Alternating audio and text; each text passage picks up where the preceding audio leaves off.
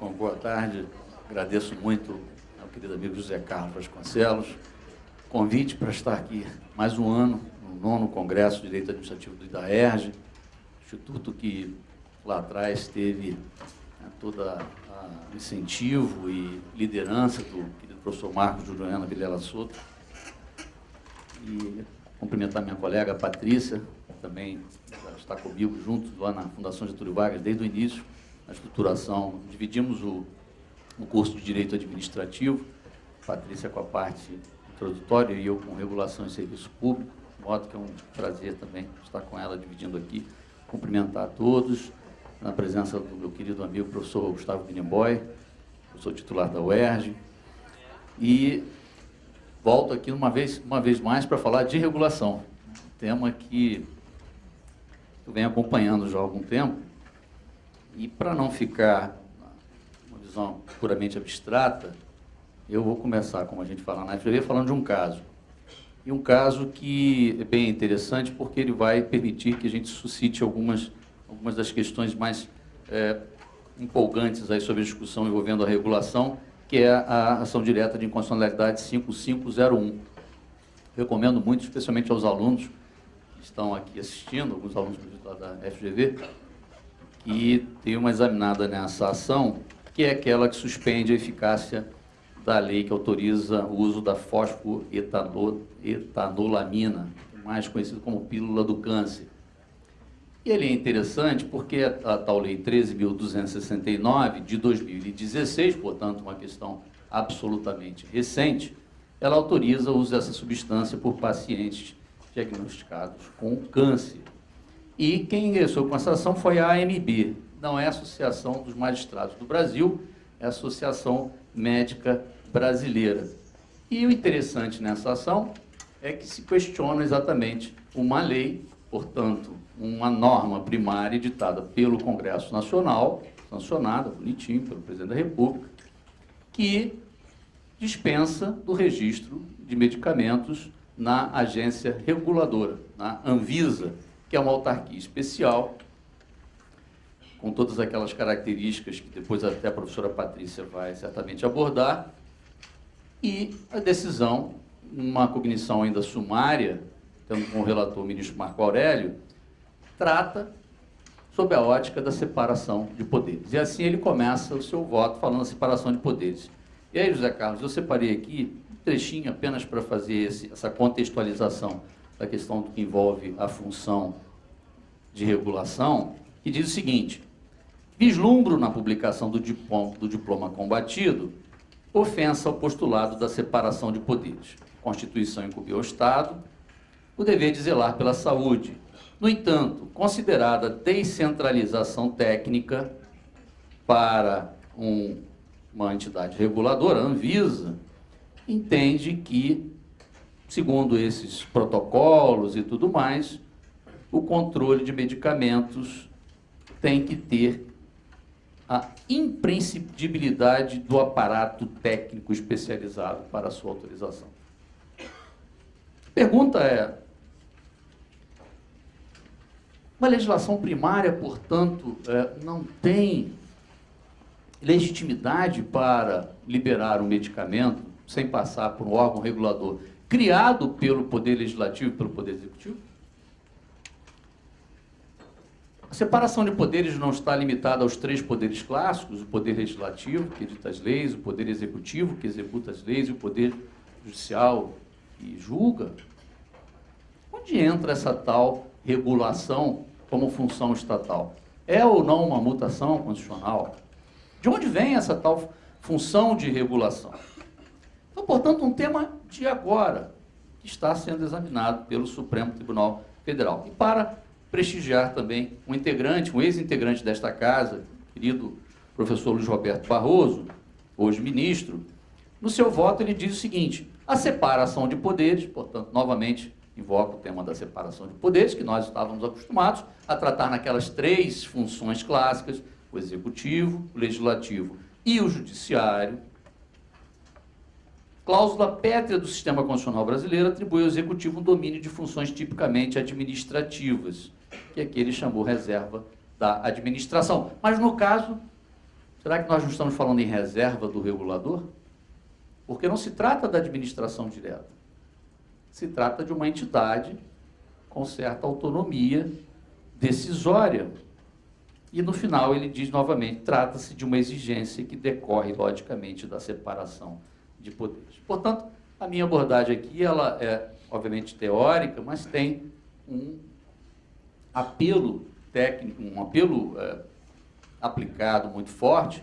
Inclusive, com essa decisão, já tem pessoas questionando a tal lei que trata do adaptador macho tripolar, que não é nenhuma questão de relação poliafetiva, estamos falando da tomada de 3 pinos. Lei 11.337. Portanto, foi positivado, está em lei.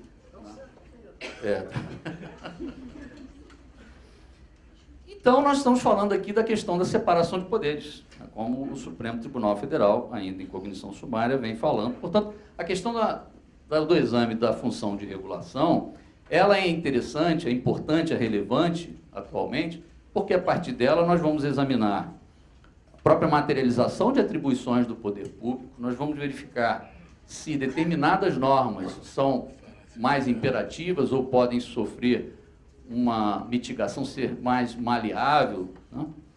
E afeta, inclusive, a intensidade do controle judicial ou não judicial sobre determinadas normas. E aí, tratando da questão da reserva do legislador e a reserva do regulador.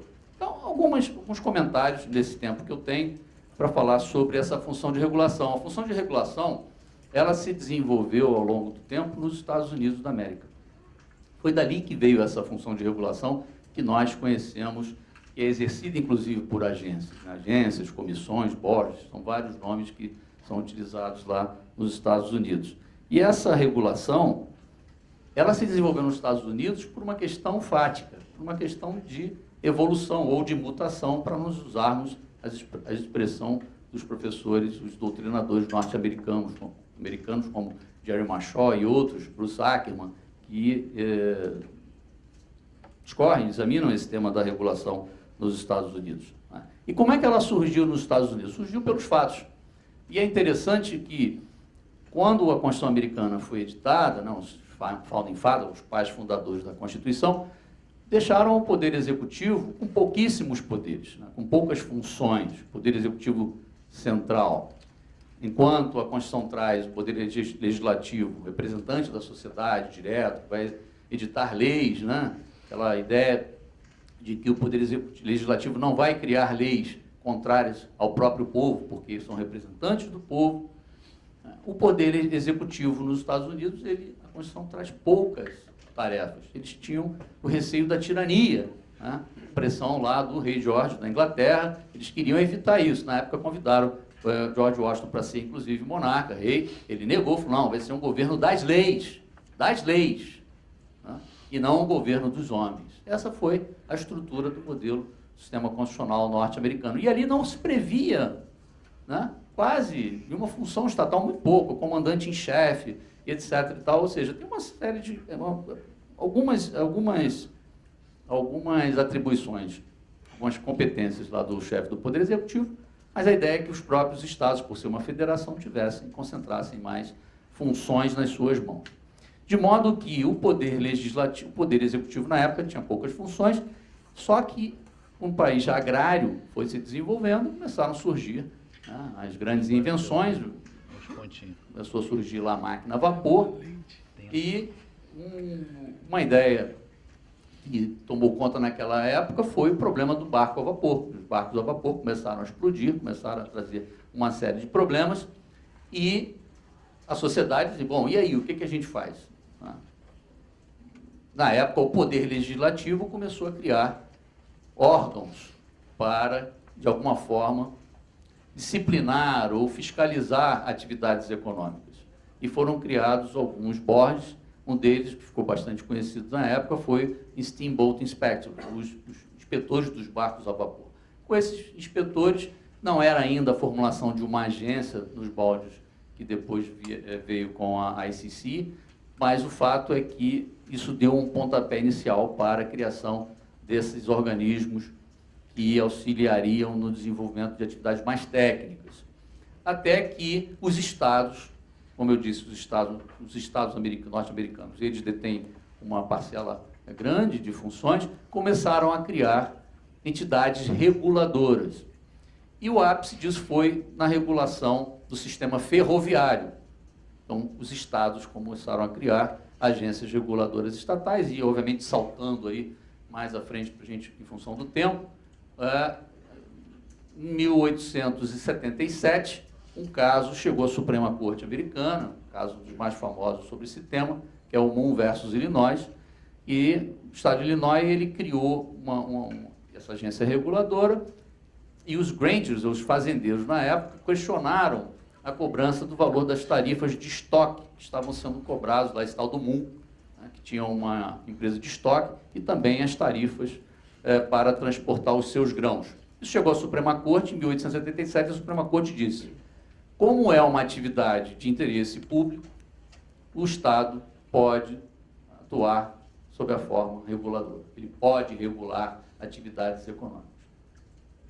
Muito bem, isso mais à frente teve uma outra decisão do Pick Case, também examinou a questão e disse que os estados só poderiam regular até as suas fronteiras, não poderiam extrapolar as suas fronteiras, até que no Wabash Case, que é um caso mais à frente, a Suprema Corte disse que os estados não poderiam regular uma atividade econômica que transcendesse as fronteiras dos estados. E aí, no ano seguinte, foi criada a primeira agência reguladora federal, a ICC, que é a agência que regulava o transporte ferroviário nos Estados Unidos. Essa é, né, a história, a estrutura do desenvolvimento da regulação nos Estados Unidos. E essa agência, foi criada essa agência reguladora com uma característica. Os dirigentes dessas agências teriam um mandato, que eles chamam lá de tenure. Né? Teriam tenure, não poderiam ser demitidos pelo chefe do Poder Executivo. O chefe do Poder indicava, o Congresso confirmava, e eles não poderiam ser demitidos ad nutum, não poderiam ser demitidos sem uma motivação que justificasse essa demissão. E isso foi se desenvolvendo nos Estados Unidos, até que na década de 30 do século XX, com a crise, a quebra da Bolsa de Nova York, a partir da década de 30, o Franklin Roosevelt, ele criou muito mais agências. Né? E esse assunto foi, novamente, para a Suprema Corte Americana, discutindo se essa tal função de regulação descentralizada, né? Funções de normatização, funções de fiscalização e até mesmo de julgamento de casos entre os envolvidos, como é que isso poderia estar concentrado na mão de uma única entidade, já que o receio da tirania era a base dos Founding Fathers? Como concentrar tudo isso nas mãos de uma entidade apenas?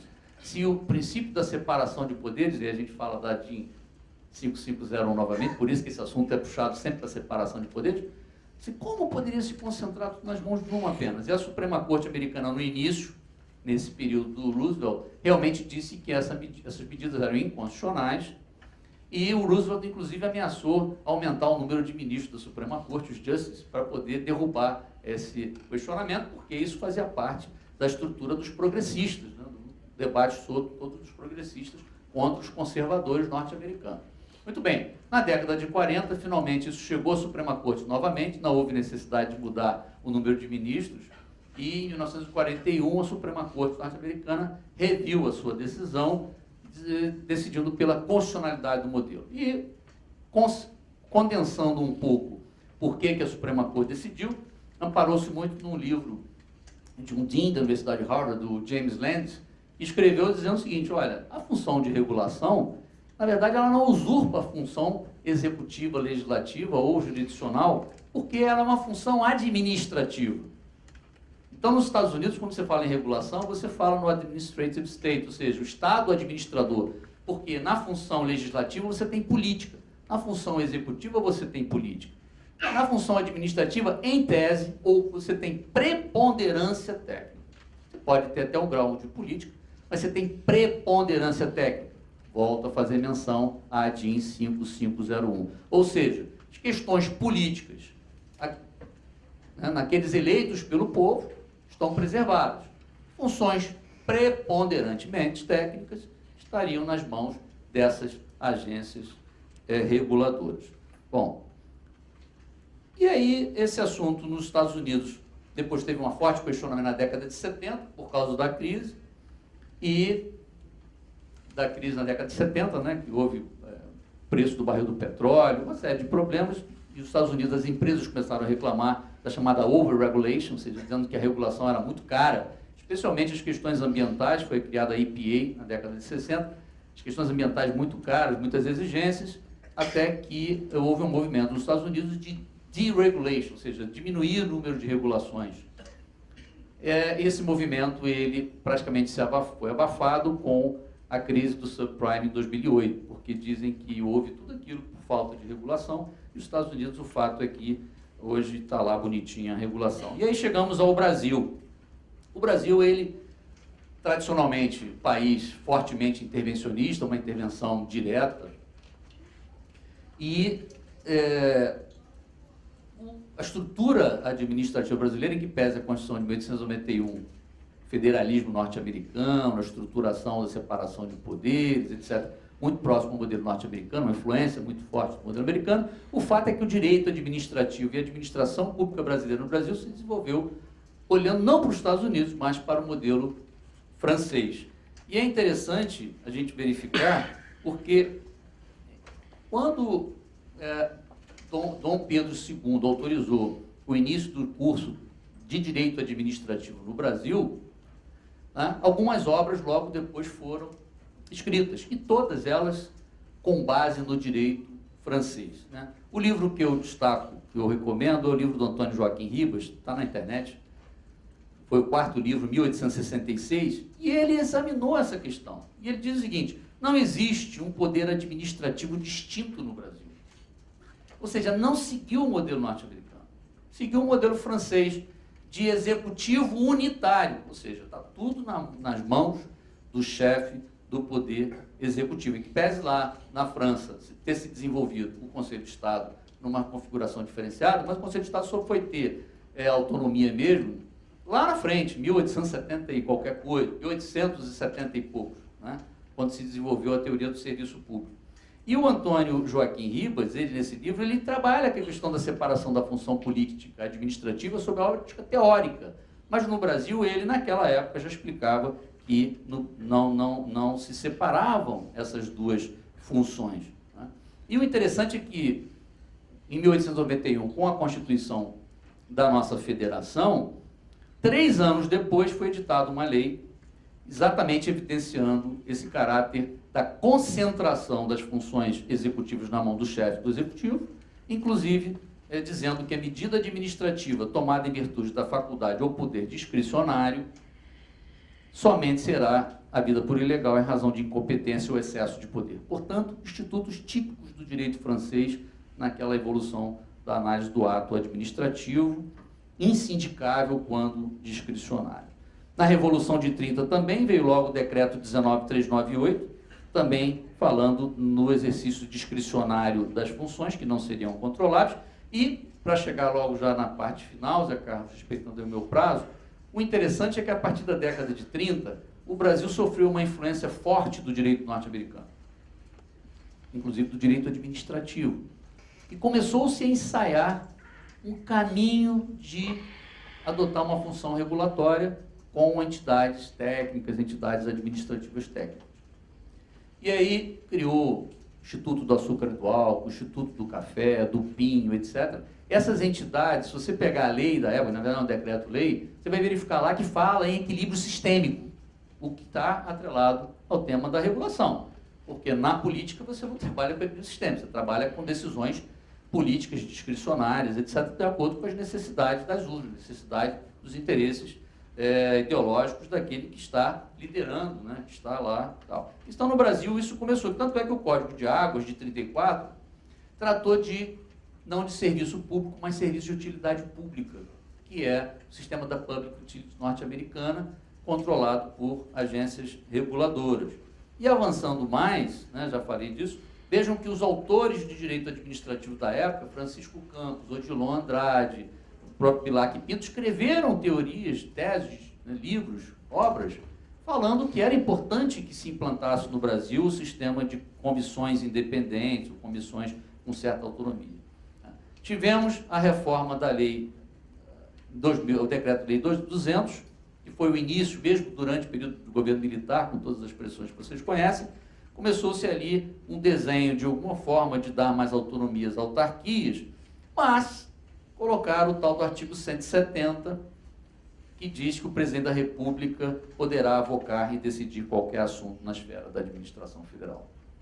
Ou seja, as autarquias tinham uma certa autonomia, mas se tivesse que avocar qualquer coisa, tem lá o dispositivo do artigo 170 que ele poderia avocar. O próprio decreto-lei 200 fala em órgãos autônomos, traz ali alguma estrutura sobre isso. O fato é que no Brasil a gente só foi voltar a discutir o tema na década de 90, com o plano diretor da reforma do Estado, o governo Fernando Henrique Cardoso, com o surgimento dessas tais autoridades reguladoras dotadas de certa autonomia, uma autonomia diferenciada e uma certa independência, de acordo com a forma como nós examinemos a questão. Mas, para encerrar a minha observação, o fato é que nós hoje, diante de toda a grande complexidade que vive a sociedade, das pressões da globalização que estão aí, que pesa aí o Brexit, mas ainda estão toda a pressão, né? Um impacto do direito que a gente está sofrendo hoje, inclusive em termos de soberania, do direito interno e do direito internacional, com entidades reguladoras internacionais, ou seja, determinadas normas hoje têm dificuldade de serem tratadas internamente, por quê? As questões que estão nos afetando estão fora do nosso território, portanto nós não temos soberania. Então, para vocês terem ideia, se vocês pegarem o ICANN, que é a entidade que regula a internet, é uma entidade internacional. Se você pegar a ISO, também, regras internacionais dos estándares, etc., né? O IASC, que são as regras de contabilidade internacional, que são internalizadas aqui no Brasil. A própria IATA, né? O organismo que regula o transporte aéreo internacional, e até mesmo recentemente tivemos a questão do antidoping, que é um organismo internacional também que examina tudo, e você acaba apenas internalizando, fazendo a regulação em cima de normas internacionais. Portanto, um tema absolutamente relevante e que não pode ficar de fora desse grande mosaico que o professor Diogo trouxe nesse nosso encontro das mutações do direito administrativo, porque ele está aí afetando o nosso dia a dia. Muito obrigado.